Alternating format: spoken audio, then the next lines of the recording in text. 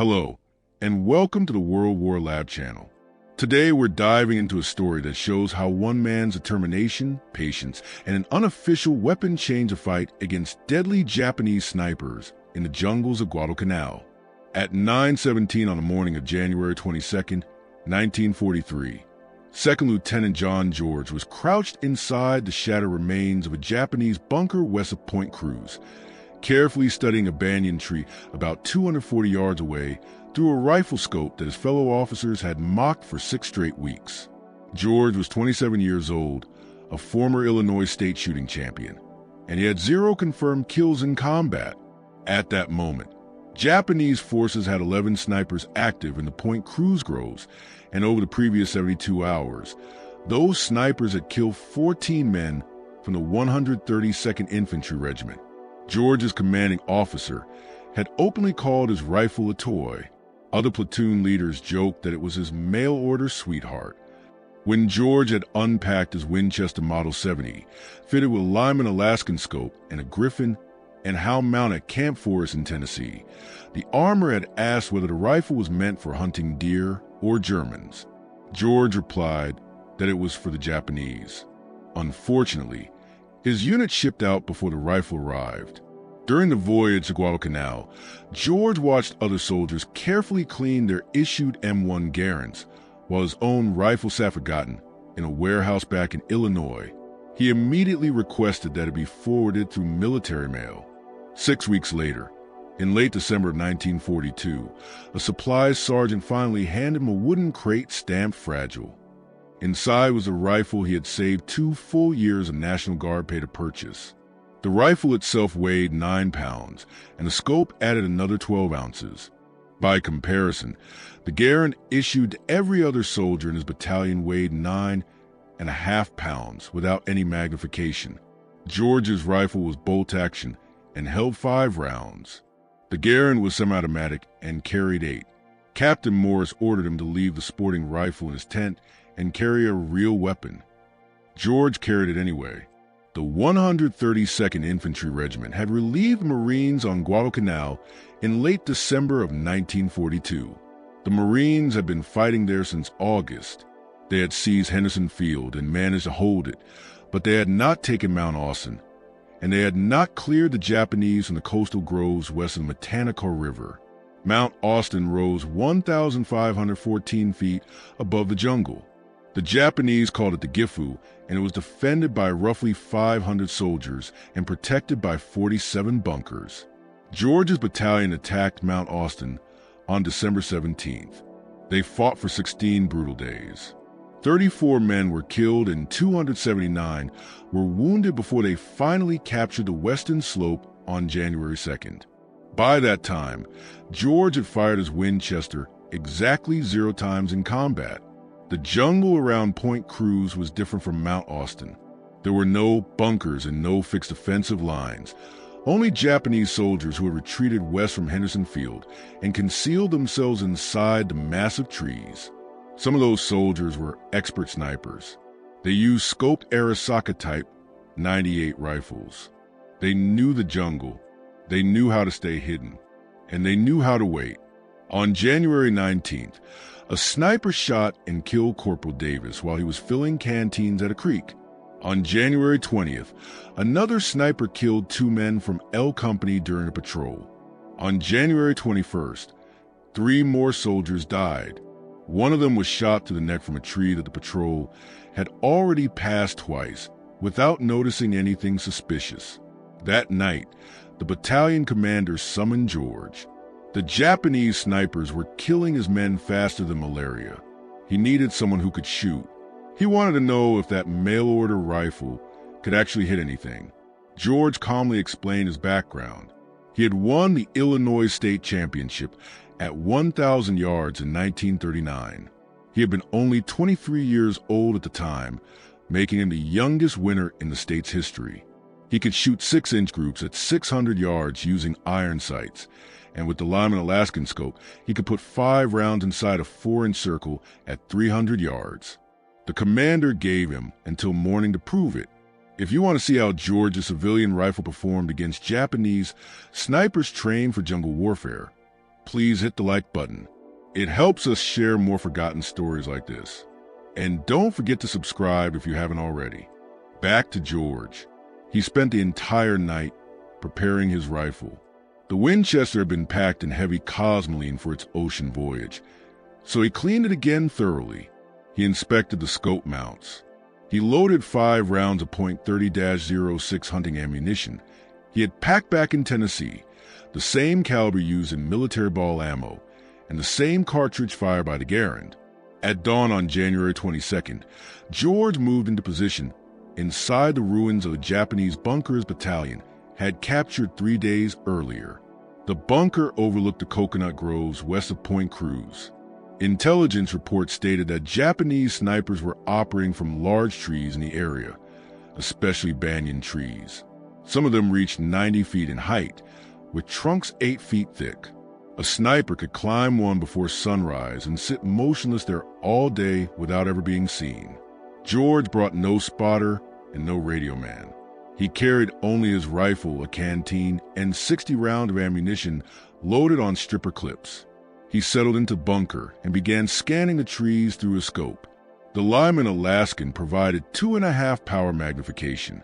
It wasn't much, but it was enough to detect movement in the branches that the naked eye would completely miss. The jungle was never truly silent. Birds called constantly, insects buzzed, and distant artillery echoed through the forest. George had learned how to filter out the noise and concentrate only on movement. Slowly, methodically, he scanned the trees from left to right and from top to bottom. At 9:17, he saw it. A branch shifted. There was no wind, just a small, unnatural movement. The branch was about 87 feet up in a banyan tree, roughly 240 yards away. George watched carefully. The branch moved again. Then he saw the shape. A man, wearing dark clothing, positioned a fork where 3 branches met. The Japanese sniper was facing east, watching the trail where George's battalion had been moving supplies. George adjusted his scope. 2 clicks to the right for wind. He controlled his breathing. The Winchester's trigger was glass smooth, set at 3.5 pounds. He had spent hours perfecting it back at Camp Perry before the war. Now he would find out if a civilian target rifle could kill a man trained to kill him first. George squeezed the trigger. The Winchester slammed back into his shoulder. The sharp crack of the shot tore through the jungle. 240 yards away, the Japanese sniper jerked violently and fell. He dropped through the branches, his body tumbling nearly 90 feet before hitting the ground at the base of the banyan tree. George worked the bolt. The empty cartridge flew free. He chambered another round and kept his scope trained on the tree, waiting for movement. There was none. The sniper's partner would be nearby. Japanese snipers worked in pairs, 1 shooter and 1 spotter. If George had just killed the shooter, the spotter was either in that same tree or hidden in one of the surrounding trees. George began to carefully scan the surrounding. He continued to scan the banyan trees. The scope's 2.5 power magnification forced him to search slowly and methodically. Each massive trunk and tangled canopy could hide more than 1 man. The thick jungle cover created layers of shadow that turned branches and leaves into shifting shapes, impossible to identify without careful, patient observation. At 9:43, he found the second sniper. It was a different tree, about 60 yards north of the first one. This sniper was positioned lower, perhaps 50 feet up. The Japanese soldier was already moving down the trunk, retreating. He had heard the shot and understood that his position had been compromised. George tracked the movement, led the target slightly, and fired. The second sniper fell backward off the tree. His rifle struck branches on the way down, clattering loudly before both man, and weapons slammed into the jungle floor within seconds of each other. 2 shots, 2 kills. George reloaded his Winchester using a stripper clip. His hands were steady. His breathing was calm and controlled. To him, it felt no different than shooting at Camp Perry, except here, the targets could shoot back. At 11:21, a Japanese bullet slammed into a sandbag just 6 inches from George's head. The impact sprayed dirt and fragments into his face. He rolled left instantly and pressed his body tight against the bunker wall. The shot had come from the southwest, a completely different direction from the first two snipers. George waited 3 full minutes before moving. Slowly, he eased back into position and began scanning the trees to the southwest. The shooter would have moved after firing. That was basic sniper doctrine. Shoot and relocate. But in jungle this dense, relocation options were limited. At 11:38, George found him. Third tree from the left in a cluster of 5 banyans, 73 feet up. The Japanese sniper had shifted to a different branch, but had remained in the same tree. That was a mistake. George placed the crosshairs on the dark shape and fired. The third sniper fell without making a sound. By noon, George had killed 5 Japanese snipers. Word spread quickly through the battalion. Men who had once mocked his mail-order rifle now asked if they could come watch him work. George refused. Spectators attracted attention, and attention brought incoming fire. After the 5th kill, the Japanese adapted. They stopped moving during daylight. George spent the afternoon glassing the trees and seeing nothing at all. At 1,600 hours, he returned to battalion headquarters. Captain Morris was waiting. The mockery was gone from his voice. He wanted George back in position at dawn. January 23rd began with rain.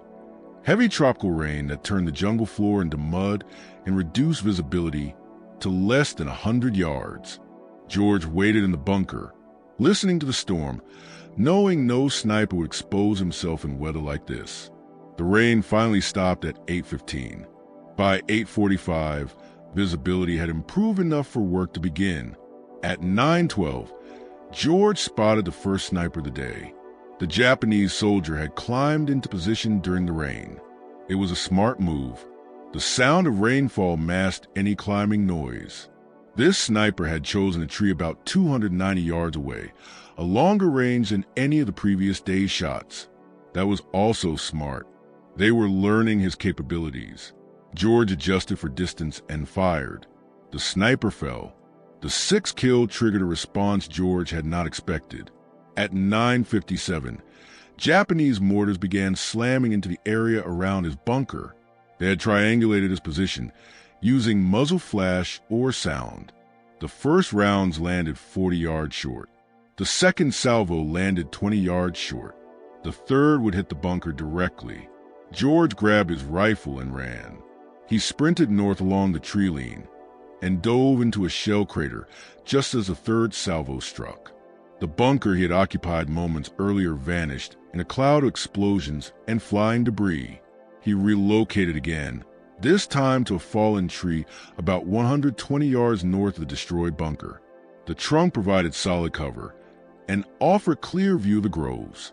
George settled in and resumed his watch. That afternoon, the Japanese sent more snipers. They knew George was hunting them. Now, they were hunting him in return. The dynamic had changed completely. This was no longer target shooting. This was a duel. At 14:23, George killed his 7th sniper. At 15:41, he killed his 8th.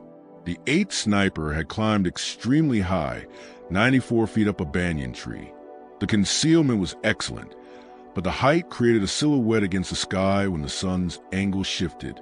That brief outline was all George needed. At 1,700 hours, Captain Morris sent a runner to bring him back. George had been in position for 9 straight hours. Morris wanted results. George reported 8 confirmed kills over 2 days, 12 rounds fired, 8 kills. For misses, Morris ordered George to continue sniper operations starting at dawn on January 24th. That night, George cleaned his Winchester and considered the numbers. Intelligence had estimated 11 Japanese snipers operating in the Point Cruz groves. 8 were now dead. That left 3, and those 3 would be the best. The ones who had survived the longest. The ones who now knew exactly what George looked like and exactly what kind of rifle he carried. George loaded his Winchester with 5 fresh rounds and tried to sleep. At 3 o'clock, He gave up and sat in his tent with the rifle resting across his lap. The rain began again at 4:15. By 5:30, it was heavy enough that dawn operations would be delayed. George used the time to move to a new position. Not the bunker, not the fallen tree. Somewhere the Japanese would not expect. He chose a spot 70 yards south of his previous position, a cluster of large rocks the Marines had once used as a machine gun nest back in December. The position offered excellent cover and overlapping fields of fire into the groves. He settled in and waited for the rain to stop. At 7:43, the rain slowed to a drizzle. Visibility improved. George began glassing the trees. At 8:17 on January 24th, he found sniper number 9. The Japanese soldier was positioned in a palm tree about 190 yards away. He was low, only 40 feet up. That was unusual. Most snipers climbed high for better sight lines. This one had chosen concealment over elevation. The palm fronds created a natural hide that was nearly invisible from ground level. But George was not at ground level. He was elevated on the rocks. That angle allowed him to see down into fronds. He could make out the dark shape of the sniper's shoulders and head. George aimed. He controlled his breathing. He began to squeeze the trigger. Then he stopped. Something was wrong. The position was too clean, too exposed, too easy. George had been hunting snipers for 3 days. He had already killed 8 men. The remaining 3 would not make beginner mistakes. They would never place themselves where an elevated shooter could spot them so easily unless it was deliberate bait. George slowly lowered his rifle and began scanning the surrounding trees.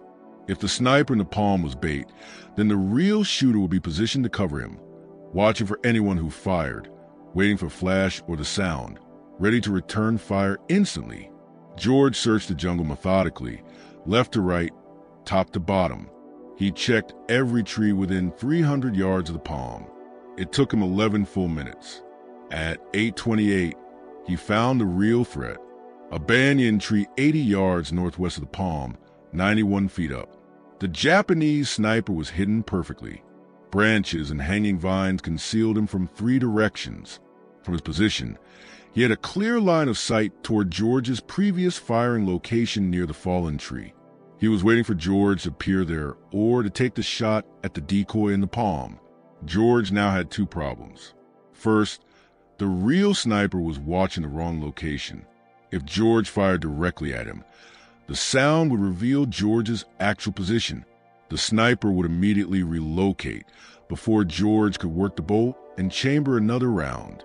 Second, if George did nothing, the sniper would eventually realize George was not at the fallen tree and would begin actively searching for him. George decided to use the bait against them. He aimed at the decoy sniper in the palm tree, adjusted for wind, and fired. The decoy jerked violently and fell from palm. Instantly, George swung his rifle toward the banyan tree 91 feet up. The real sniper would react to the sound. He would turn. That turn would create movement. George saw it. A slight shift. The sniper was beginning to reposition, turning toward George's actual location. George placed the crosshairs on the dark shape and fired before the sniper could fully rotate. The Real sniper fell. His rifle tumbled after him. 2 shots, 2 kills. But George had now revealed his position to anyone else watching. He grabbed his rifle and ammunition and ran. He moved east along the rock line and dropped into a drainage ditch about 40 yards away. He pressed himself into the mud and waited. At 8:34, Japanese machine gun fire ripped through the rocks where he had been positioned just 6 seconds earlier. Bullets kicked up dust and shattered stone. The burst lasted 17 seconds. When it stopped, George counted to 60 before moving. He relocated again, this time to a shell crater about 100 yards east, partially filled with rainwater. George lowered himself into the crater until the water reached his chest. He rested the Winchester on the rim and resumed scanning the trees. 10 confirmed kills, 1 remaining. The 11th sniper would be the best, the smartest, the most experienced. He had watched 10 of his comrades die over 3 days. He knew George's tactics. He knew George's rifle. He knew George's approximate position. And somewhere in the jungle, he was watching, waiting, planning. George scanned through his scope. The Lyman Alaskan's magnification made distant shapes visible, but not identifiable. Every dark shadow could be a branch or a man. Each one had to be studied carefully. At 9:47, George realized his mistake. The 11th sniper was not in the trees. He was on the ground, and he was moving toward George's position. George saw movement at the edge of his peripheral vision, about 60 yards south, low to the ground, a shape sliding through the undergrowth, parallel to the tree line. The Japanese sniper was using the jungle floor itself for cover, ferns, vines, fallen branches. He was crawling toward George's last known position at the rocks. George remained perfectly still in the water-filled crater. The Winchester was already shouldered. His breathing was controlled, but the angle was wrong. The rim of the crater blocked his view. To take a shot, he would have to rise up. Rising up would expose him. At 9:52, the Japanese sniper stopped moving. He had reached a position about 40 yards from the rocks. George watched through his scope. The sniper was studying the rocks, searching for any sign of movement. George waited. Patience was the foundation of sniper work. The ability to remain motionless, to let time pass, to wait for the right moment, instead of forcing a bad shot. At 9:58, the Japanese sniper began moving again. He crawled forward, 35 yards from the rocks, then 30, then 25. He was approaching from the southern side, the same direction George had used when he escaped under machine gun fire earlier. George understood the tactic. The sniper had watched the machine gun attack. He knew George had moved east from the rocks. Now he was following the most likely escape route, hunting George the same way George had hunted his comrades. At 10:03, the Japanese sniper reached the rocks. He slipped into the old machine gun nest and took up a firing position facing east toward the drainage ditch, toward where George should have relocated.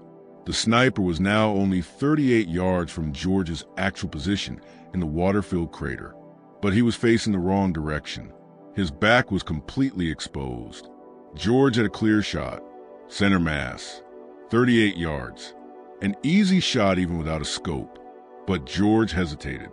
This sniper had survived 10 days of American operations in the Point Cruz groves. He had outlived 10 other snipers, men who had died because they made mistakes. This man would not make mistakes. The position in the rocks was too exposed, too vulnerable. No experienced sniper would stay there for more than a few seconds. This had to be another decoy, another bait position. George kept his scope fixed on the sniper in the rocks, but expanded his awareness to the surrounding area. If this was bait, then the real threat would be positioned somewhere with a clear line of sight to anyone who took the shot. At 10:06, George found it. A second Japanese soldier, 70 yards northwest of the rocks, hidden behind a fallen tree trunk. This soldier was not moving, not shifting position, just watching, waiting. His rifle was aimed directly toward the drainage ditch where George should have been hiding. 2 men, not one. The 11th sniper had brought support. Or perhaps these were the final 2 snipers, numbers 10 and 11, working together. George made his decision. He could not eliminate both men before they reacted. The bolt-action Winchester required him to cycle the action between shots, and that delay would give him time to locate him and return fire. He needed a different solution. Slowly, George lowered himself deeper into the water. He sank until only his eyes and the top of his head remained above the surface. He kept the Winchester pointed straight upward, so water would not enter the barrel. Then he waited. At 10:13, the Japanese soldier in the rock stood up. He had spent 10 minutes watching the drainage ditch and had seen nothing. He believed George had moved farther east. He turned and signaled to his partner behind the fallen tree. Both men began moving east, parallel to each other, about 70 yards apart. They were conducting a sweep, intending to flush George out or stumble across his position. George remained motionless in the water.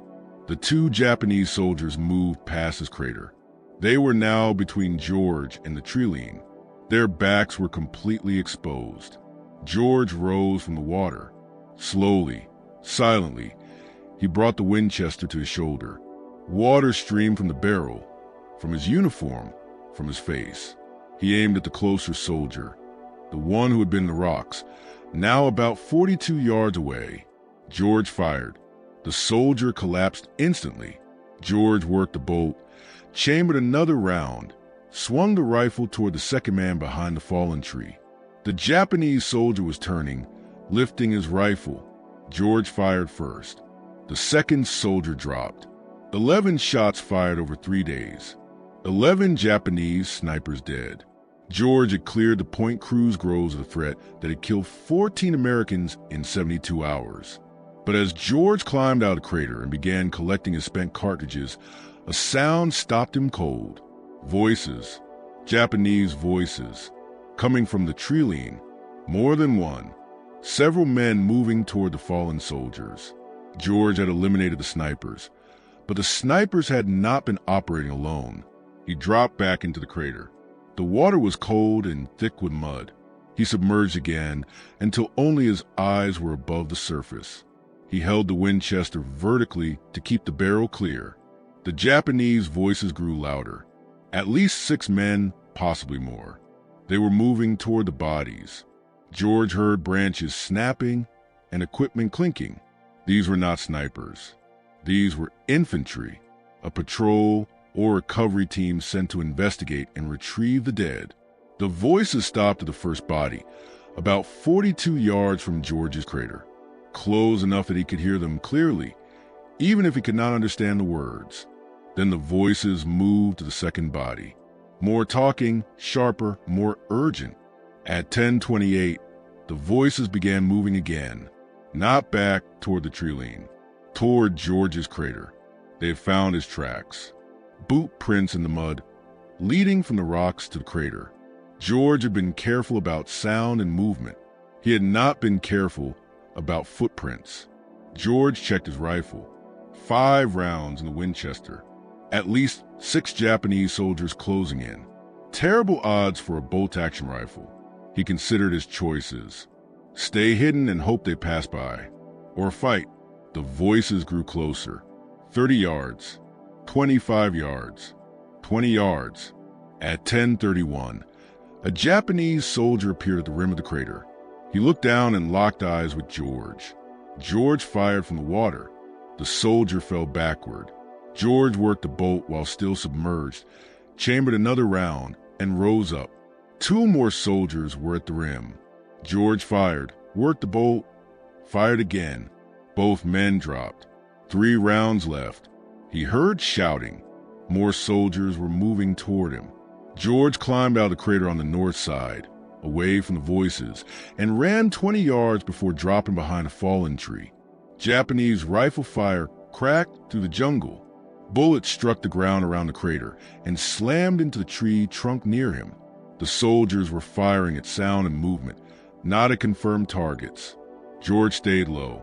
He brought the scope to his eye. He saw movement. 2 Japanese soldiers advancing toward the crater, about 50 yards out. He aimed at the lead soldier and fired.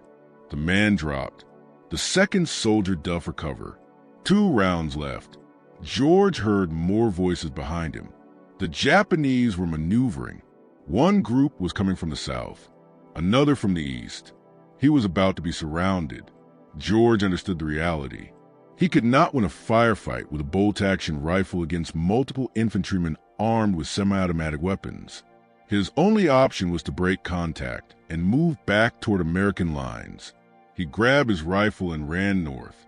He sprinted through the jungle undergrowth. Vines tangled around his boots. Branches lashed his face and arms. Japanese rifle fire followed him. Bullets snapped past, shattered bark, and kicked up dirt behind him. George ran for nearly 90 seconds before diving into another shell crater. This one was dry. He pressed himself against the crater wall and listened. The Japanese voices were distant now. They had not pursued. They were regrouping around their dead. George checked his rifle. Mud covered the stock. Water still dripped from the barrel. He had 2 rounds left. No stripper clips. They were in his pack. His pack was still near the water-filled crater. At 10:47, George began moving again, not running, walking, staying low, using the terrain for concealment. He moved northeast toward the American lines. The jungle was quiet. No voices, no movement, only the sound of his own breathing and the distant rumble of artillery. At 11:13, George reached the American perimeter. A Marine sentry challenged him. George identified himself. The sentry recognized the situation and waved him through. George walked to battalion headquarters and reported directly to Captain Morris. Morris wanted a complete debrief, every detail. George gave it to him. 11 Japanese snipers killed over 4 days. 12 rounds fired against the snipers. 11 hits. Then a firefight with Japanese infantry. 3 additional kills in that engagement. 5 rounds expended there. Morris asked about his ammunition status. George told him he was down to 2 rounds. Morris asked about the rifle. George said it was still functional but needed a full cleaning. There was mud in the action and water in the barrel. Morris told him to clean the rifle and get some rest. There would be no more operations tomorrow. The battalion was moving east. The Point Cruz groves were no longer a priority. Intelligence indicated the Japanese were evacuating Guadalcanal and would likely complete their withdrawal within 2 weeks. George returned to his tent. He field stripped the Winchester and spent 2 full hours cleaning every component. Cosmoline and gun oil worked into every moving part. Patch after patch ran through the barrel until they came out clean. He checked the scope mounts, adjusted the eye relief, and loaded 5 fresh rounds. At 1,400 hours, a message came down from division headquarters. The battalion commander wanted to see him. George walked to headquarters, wondering if Morris had filed a negative report. Unauthorized engagement, operating alone, excessive ammunition expenditure. Instead, he found Morris waiting with 2 other officers. One of them was Colonel Ferry, the regimental commander. Ferry had one question. Could George train other men to do what he had done? George said he could try, but it would take time. It would require rifles with optics and men who could already shoot. Ferry said the division had 14 Springfield rifles equipped with unertl scopes. Sniper rifles and Marines had left behind. And he had 40 men in the regiment who had qualified as expert marksmen before deployment. Ferry wanted George to create a sniper section, train the men, develop tactics, clear any remaining Japanese snipers from American operational areas. George accepted, but he had one condition. He wanted to keep his Winchester. Ferry approved the request. George kept his Winchester Model 70. The 14 Springfield rifles with unertl scopes went to the men he would train. Training began on January 27th. George assembled 40 men at a makeshift range 2 miles east of Henderson Field. On paper, they were expert marksmen. They had qualified with iron sights at distances out to 500 yards. But none of them had combat experience as snipers. None of them had ever killed a man from concealment. George started with the fundamentals: breathing control, trigger squeeze, reading the wind. The Springfield rifles weighed 11 pounds with the unertl scopes mounted, heavier than the Garand, heavier than George's Winchester. The weight made them stable, but exhausting to hold for long periods.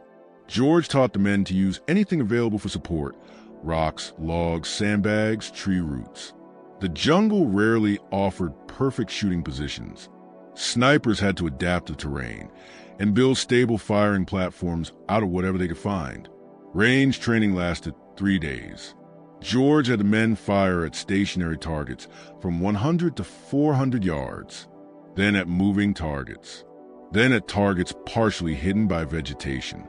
By January 30th, 32 of the 40 men could consistently hit man-sized targets at 300 yards under field conditions. George divided them into 16 two-man teams. Shooter and spotter. The spotter carried binoculars and a garand. His job was to locate targets and provide security while the shooter engaged. After each kill, the roles could switch. This kept both men proficient and eliminated the single point of failure that came from relying on only one shooter. On February 1st, George took 4 teams into the field. Their mission was to clear Japanese positions west of the Guadalcanal River. Intelligence suggested small groups of Japanese soldiers were still operating there. Not organized snipers, just infantry stragglers who had not yet evacuated. The 4 teams moved into position at dawn. George paired with a spotter named Corporal Hayes. They set up on high ground overlooking a trail the Japanese had been using for resupply. At 7:20, a Japanese soldier appeared on the trail. Hayes confirmed the target through binoculars. George fired. The soldier dropped. George worked the bolt and scanned for more targets. None appeared immediately. Over the next 6 hours, George's team engaged 7 more Japanese soldiers on that trail. 7 shots, 6 kills. 1 miss caused by shifting wind. The other 3 teams reported similar results. By the end of the day, 23 Japanese soldiers had been killed. 0 American casualties. The sniper section continued operations through early February. By February 9th, the section had killed 74 Japanese soldiers. The number was conservative.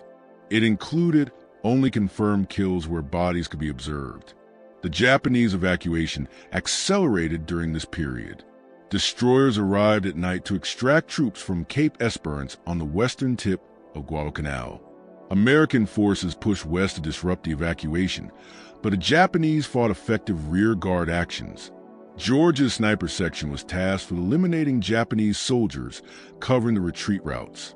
On February 7th, George was operating near the Tenor River when a Japanese rifleman shot him. The bullet struck his left shoulder. The impact spun him around and knocked him to ground. Hayes dragged George to cover and called for a corpsman. The wound was serious but not fatal.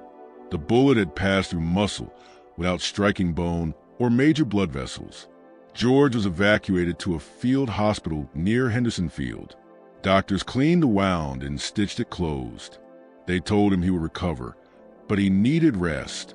No combat operations for at least 3 weeks. George spent 2 weeks in the field hospital. During that time, the Japanese completed their evacuation of Guadalcanal. On February 9th, American forces reached Cape Esperance and found it empty. The campaign was over. George's sniper section had operated for 12 days. 74 confirmed kills. 0 friendly casualties during sniper operations. The section was officially recognized by division headquarters. Colonel Ferry recommended George for a Bronze Star, but George's war was not finished. While he recovered in the field hospital, orders arrived from Pacific Command. The Army needed experienced combat officers for a new mission. It was in Burma. It was classified. George volunteered immediately. By March, he was aboard a transport ship heading west across the Pacific. His Winchester Model 70 was sealed in a waterproof case in the cargo hold. The Lyman Alaskan scope was wrapped carefully in oilcloth. George did not know the details of the Burma assignment. He only knew it involved jungle warfare, long-range patrols, and operations deep behind Japanese lines. It was exactly the kind of environment where a man who could hit targets at 600 yards might be useful. The transport reached India on April 3rd. George and 200 other officers were briefed on their assignment. They would join a new unit, about 3,000 men in total. The unit did not yet have an official designation. The men had already given themselves a name. They called themselves Merrill's Marauders. The 5,307 Composite Unit was officially designated on May 28, 1943, but training had begun in April. The focus was long-range penetration tactics, jungle survival, and operations without supply lines. The unit was modeled after the British Brigadier Ord Wingate's Chindits, small mobile forces capable of operating deep behind enemy lines for extended periods. George was assigned to the 2nd Battalion. His role was not officially listed as sniper. The Army still did not include sniper positions in its table of organization. He was designated as a rifle platoon leader, but Colonel Ferry's recommendation followed him from Guadalcanal. Battalion command knew exactly what George could do with a rifle. Training took place in central India. The terrain was different from Guadalcanal, but the principles were the same. Heat, humidity, dense vegetation, limited visibility. Burma would be worse. Steeper ground, heavier rainfall, and an enemy that knew the land better than any American unit. George modified his equipment for the Burma mission. The Winchester Model 70 had performed perfectly on Guadalcanal, but those had been relatively short operations with regular resupply. Burma would mean patrols lasting weeks, covering hundreds of miles through jungle. Every ounce mattered.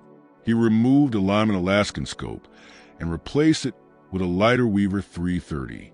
The Weaver offered the same 2.5 power magnification, but weighed 8 ounces less. He also replaced a wooden stock with a lighter synthetic version. Together, the changes reduced the rifle's weight from 9 pounds 12 ounces to 8 pounds 14 ounces. It was not a dramatic difference, but on a 2-week patrol, while carrying 60 pounds of equipment, every ounce mattered. The Marauders entered Burma in February of 1944. Their mission was to advance through northern Burma and capture the Myitkyina airfield. The airfield was vital for Allied supply routes into China.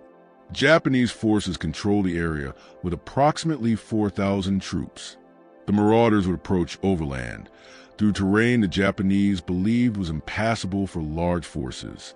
Mountains, rivers, dense jungle, no roads, only narrow trails. All supplies would be carried on their backs or by pack mules. No motorized transport, no artillery support, just rifles, mortars, and the ability to move fast through impossible terrain. George's battalion began the march on February 24th. The first week covered 83 miles through mountainous jungle. Men collapsed from exhaustion. Malaria cases increased daily. The pack mules struggled. Several had to be shot after breaking legs on steep descents. By March, the battalion had covered 217 miles. They had engaged Japanese forces 12 times. Small skirmishes, ambushes, short firefights followed by rapid withdrawal. The Marauders were not meant to hold ground. They were meant to move, harass, cut supply lines, and create chaos behind Japanese positions. George uses Winchester 3 times during the march. Once at 412 yards against a Japanese officer directing troops at a river crossing. Once at 380 yards against a machine gun position. Once at 290 yards against a sniper who had pinned down a Marauder patrol. 3 shots, 3 kills.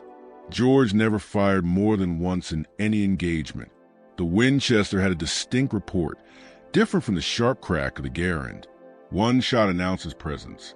A second shot would give the enemy time to locate him. George learned to shoot and move immediately. The march to Myitkyina took 3 months. By late May, the Marauders had covered more than 700 miles. They lost more men to disease than to combat. Malaria, dysentery, typhus. The unit that had entered Burma with over 5,000 men was reduced to fewer than 3,000 effectives. On May 17th, the Marauders captured the Myitkyina airfield. The mission was a success, but the cost was devastating. The unit was combat ineffective. Too many casualties, too many sick, too much time in the jungle without rest or proper medical care. George survived the Burma campaign. His Winchester survived too, but the rifle that had proven so decisive on Guadalcanal was used only 7 times in 3 months of operations. The Marauders rarely fought in situations that favored long-range precision shooting. Most combat was close-range ambushes, often under 50 yards, in vegetation so dense that visibility dropped to 30 feet or less. During those months in Burma, George realized something important. The Winchester Model 70 was an exceptional rifle, perhaps the finest bolt-action sporting rifle ever made. But warfare was changing. Semi-automatic rifles like the Garand were becoming standard. Future wars would demand different weapons and different tactics. But for George, there would be no next war. Not immediately. By June of 1944, he was evacuated from Burma along with the rest of the Marauders. The unit was disbanded. George was reassigned to training duties in the United States. He never fired his Winchester in combat again. George returned to the United States in July of 1944. The Army promoted him to captain and assigned him to Fort Benning, Georgia. His new role was training infantry officers in marksmanship and small unit tactics. He taught what he had learned on Guadalcanal and in Burma, how to move through jungle terrain, how to identify and engage targets at distance, how to operate independently, without supply lines. He kept his Winchester Model 70.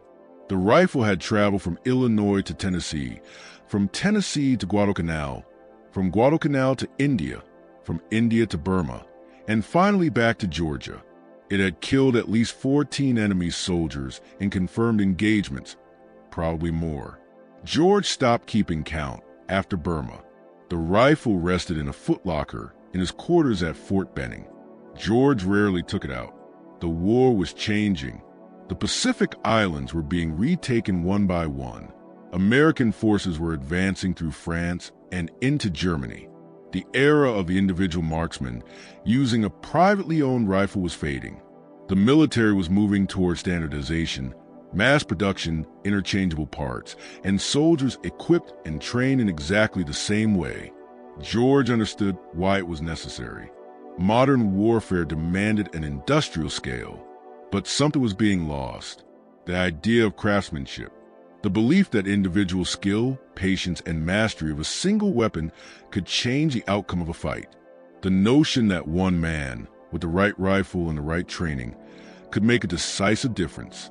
George was discharged from the Army in January of 1947. He left as a lieutenant colonel, decorated with 2 Bronze Stars, a Purple Heart, and the Combat Infantryman Badge. He returned to Illinois and enrolled at Princeton University, using the GI Bill. He studied politics and graduated with highest honors in 1950. After Princeton, he spent 4 years at Oxford, then another 4 years in British East Africa, studying regional politics and political institutions. Eventually, he settled in Washington, D.C., where he became the executive director of the Institute of African American Relations. Later, he joined the State Department's Foreign Affairs Institute as a consultant and lecturer on African affairs. During those years, George never spoke publicly about Guadalcanal or Burma. His colleagues knew he had served in the Pacific, but they did not know about Point Cruz. They did not know about the Japanese snipers. They did not know about the Winchester Model 70 that rested quietly in a case in his home. In 1947, George decided to write down what had happened, not for publication, not for recognition, but for himself. He wanted a permanent record of the weapons, tactics, and realities of jungle warfare, while the details were still sharp in his mind. He wrote for 6 months. The manuscript grew to more than 400 pages. A friend at the National Rifle Association read the manuscript and suggested it should be published. George hesitated. The book was highly technical, filled with precise descriptions of rifles, ammunition, ballistics, and field conditions. It was not written for entertainment. It was written as documentation. But the NRA persuaded him. The book was published in 1947 under the title Shots Fired in Anger. It became a classic among firearms enthusiasts and military historians. The writing was clinical and direct. No exaggeration. No hero worship, just facts, observations, and hard lessons about what worked and what failed in combat. The book is still in print today. It is still used as a reference by collectors and historians studying World War II small arms. George's descriptions of Japanese weapons remain some of the most detailed contemporary accounts ever recorded. George lived long enough to watch the United States fight 3 more wars: Korea, Vietnam, and the Gulf War. He watched the evolution of military rifles from the Garand to the M14 to the M16. He watched sniping become a formal military specialty, complete with dedicated training programs and standardized equipment. He watched the lessons of World War II be relearned, refined, and passed down to new generations of soldiers. John George died on January 3, 2009. He was 90 years old. The Winchester Model 70 that had killed Japanese snipers on Guadalcanal was donated to the National Firearms Museum in Fairfax, Virginia. It now sits in a glass display case with a small placard describing its history. Most visitors walk past it without stopping. It looks like any other vintage hunting rifle, but it is not. It is a rifle that proved a state champion marksman, armed with a mail-order scope, could outshoot professionally trained military snipers. It is a rifle that cleared the Point Cruz groves in 4 days when an entire battalion had failed to do so in 2 weeks. It is the rifle that helped change how the American military viewed individual marksmanship in modern warfare. If this story moved you the way it moved us, do us a favor and hit that like button. Every single like tells YouTube to show this story to more people. Hit subscribe and turn on notifications. We're rescuing forgotten stories from dusty archives every single day. Stories about riflemen who prove themselves through skill and courage. Real people, real heroism. Drop a comment and tell us where you're watching from.